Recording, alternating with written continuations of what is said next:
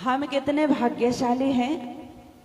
परम पावन ये प्यारा सा अभिवादन का शब्द से ही हमारा धर्म प्रारंभ होता है। बोलो श्री कृष्ण कन्हैया लाल की। प्रणाम। अनादिकाल से जो शब्द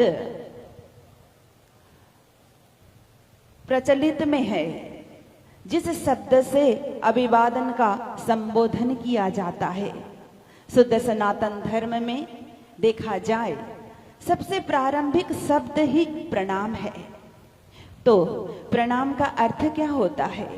प्र प्लस नम, अच्छी तरह से झुकना, भाव से झुकना, श्रद्धा से झुकना, सद्भाव से झुकना, प्रेम और भक्ति भर कर के राज्य के चरणों में झुकना, यानी कि सभी सुंदर साथ के हृदय में राज श्यामा जी के दिव्य झांकी का दर्शन करते हुए सामने सिर झुका करके प्रणाम करना, वास्तव में वो प्रणामी होता है। बोलो श्री कृष्ण कन्हैया लाल की। राम को कोई प्रणाम करता है वो राम प्रणामी है। हनुमान जी को कोई प्रणाम करता है वो हनुमान प्रणामी है। देवी जी को कोई प्रणाम करता है तो देवी जी, मतलब ये देवी जी की बात नहीं, इनको तो करना ही है। दुर्गा मैया की बात कर रही हूँ, वो दुर्गा प्रणामी है।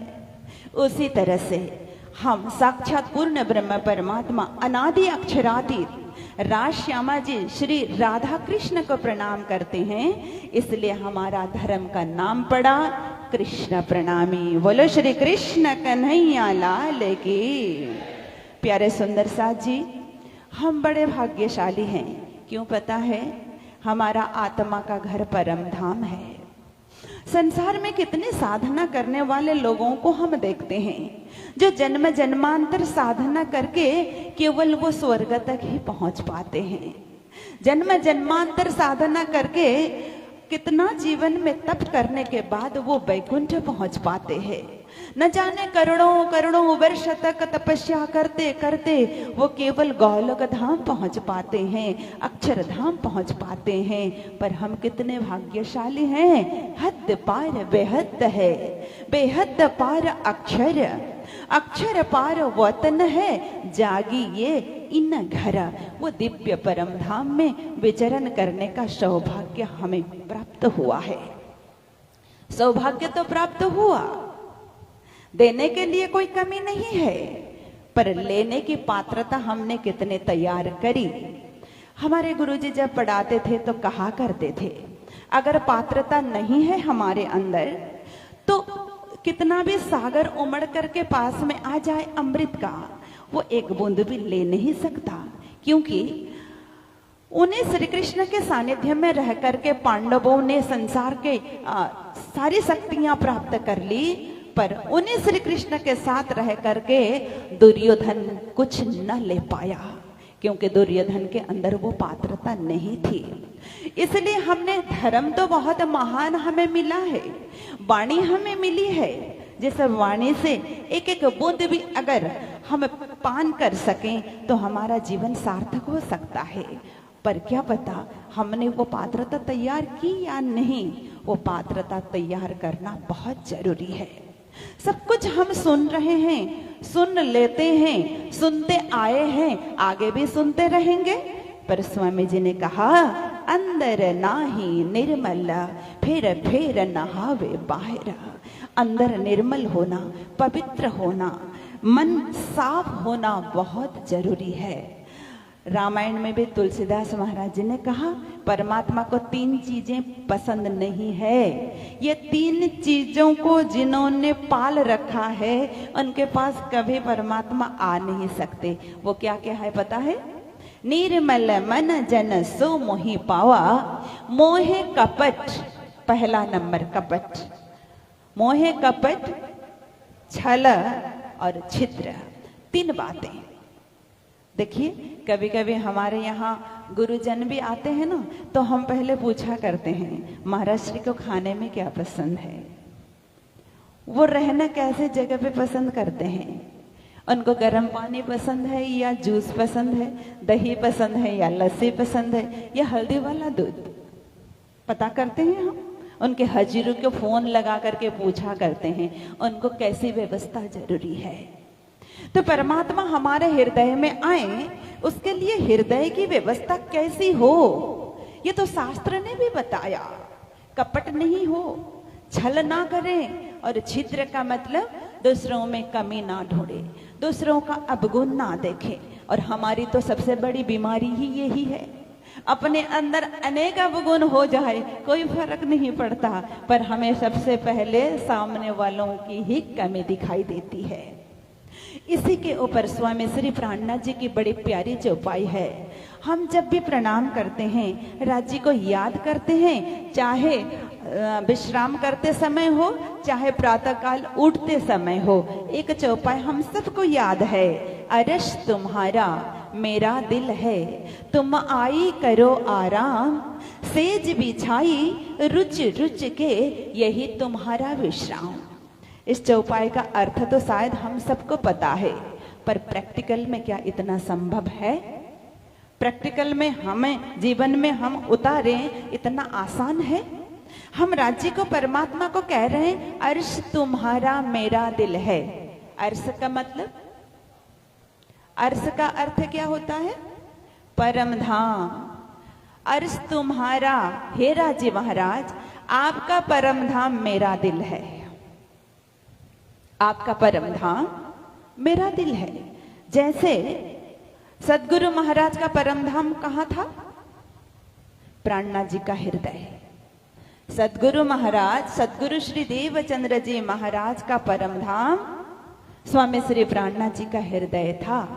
उसी तरह से उन्होंने तो कही ये चौपाई, उन्होंने कही, हमने तो रटा है सिर्फ। उन्होंने प्रैक्टिकल में ये चौपाई में वो उतरे, पर आज हम रट रहे हैं, पर रटना भी तो जरूरी है। स्वामी जी ने ही कहा है, कौल फैल हाल, पहले तो कहना सीखो, पहले तो बोलो मैं ब्रह्मात्मा हूँ, ब्रह्मात्मा हूँ, मैं सुंदर साथ हूँ। सुंदर साथ का अर्थ क्या होता है? हमारा भाव बहुत सुंदर हो, हमारा आचरण सुंदर हो, हमारी बोली सुंदर हो, हमारा व्यवहार सुंदर हो। चाहे अभी कहीं दूर दूर तक ये सब चीजें ना दिखाई दे रही हो जीवन में, फिर भी कहना तो शुरू करें। कहते कहते क्या पता एक दिन कहीं हमारी अक्ल खुल जाए, अरे मैं बोल तो रही हूं या बोल तो रहा हूं, पर क्या मैं चल भी रहा हूं इस मार्ग पे? क्योंकि प्राणनाथ जी को स्वामी श्री प्राणनाथ जी ने जब कहा, इंद्रावती वासना धाम की, तुम इंद्रावती आत्मा हो परम धाम की, तब स्वामी जी ने साधना प्रारंभ कर दी। पर आज तक हमें गुरुजन ने कितने बार कहा, तुम सुंदर साथ हो, तुम ब्रह्मात्मा हो, क्या हमने प्रारंभ कर दी साधना? नहीं, शायद नहीं। खतौली की तो बात मैं कह नहीं सकती, मुझे विश्वास है आप लोग सभी मान रहे हैं और इस रास्ते पे चल रहे हैं, पर बड़ा मुश्किल है। अरस तुम्हारा मेरा दिल है, हे धनी आपका परम धाम मेरा दिल है, तुम आई करो आराम। इतना अधिकार से कौन कह सकता है? आप यहाँ आकर के आराम करो, यहाँ आकर के आप विराजमान हो जाइए, यहाँ आकर के आप विश्राम करिए। घर में गुरुजी आते हैं, सदगुरु आते हैं, तो कितनी सफाई की जरूरत है। आप कितने दिन पहले से सफाई में लग जाते हैं और वो बिस्तर को कितने प्यार से और प्रेम से सजाते हैं। वो बेडशीट, नया चद्दर, मुलायम गद्दा, क्योंकि सदगुरु को आराम मिले। यहाँ कोई कंकड़ ना हो, पत्थर ना हो, कोई भी छोटा सा भी चुभने वाला कोई वहां वस्तु पड़ा हो तो वो मुश्किल है बैठना। पर हृदय को क्या हमने काम, क्रोध, लोभ, मोह, ईर्ष्या, द्वेष रूपी कंकड़ों से रहित कर लिया? जहां हम राज्य महाराज को, धामधनी को बुला रहे हैं, ये देखना जरूरी है। राज्य आएंगे, नो डाउट 100% आएंगे वो, पर क्या हमने आसन उस तरह से तैयार किया है जहां राज्य आ सके? यही हमारी साधना है, यही हमारी साधना है। इसलिए कहा जाता है, तुम आई करो आराम, सेज बिछाई रुचि रुच के। मैंने ये सेज ऐसे नहीं बिछाई, रुचि रुच के, आपकी रुचि के हिसाब से बिछाई है। आपको जैसा अच्छा लगे राज्य, इतना झूठ तो हम बोल नहीं सकते राज्य को। दिल में हाथ रख करके देखिए और सोचिए एक बार, हम इतना कॉन्फिडेंटली राज्य को कह रहे हैं, आपके रुचि के अनुसार आपको जैसा अच्छा लगे उसी तरह से हमने हृदय को सजाया है तो आपको आना पड़ेगा। जब हम इतने दावे के साथ कह रहे हैं तो आसन भी हमें उस तरह से सजाना जरूरी है। प्यारे सुंदर साथ जी, अंदर नाही निर्मल फिर नहावे बाहर। ये चौपाई जीवन में चरितार्थ करें तो अपने आप हृदय जब निर्मल होगा, जैसे कि मिट्टी तैयार होती है ना, तो अच्छा बीज डालेंगे तो फल तो अच्छा देगा ही। इसी तरह से स्वामी श्री प्राणनाथ जी ने और एक चौपाई में कहा, खासी जाने खेड़ी जिमी जल सिंच्यो आधार, बोया बीज वतन का उग्या सो वही प्रकार। बोलो श्री प्राणनाथ प्यारे की। मिट्टी अगर हमने तैयार की है अच्छे ढंग से, भूमि को अगर अच्छे ढंग से तैयार किया, पानी मल जल खाद डाल करके और सुंदर बीज भी अगर डाला तो निश्चित रूप से बीज उगेगा, अंकुरित होगा, पौधा बनेगा, पेड़ बनेगा और सुंदर फल लगेगा और वो फल पकेगा और उसका रस का रस स्वादन हम जरूर करेंगे।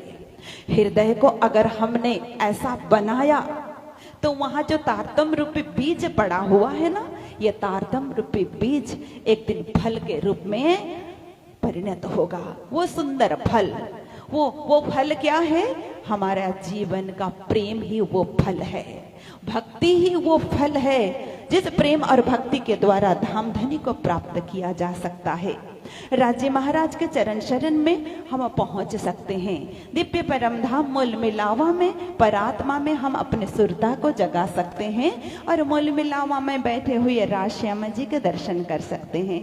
हम बड़े भाग्यशाली हैं, हमारे वेद सदगुरु महाराज विराजमान है।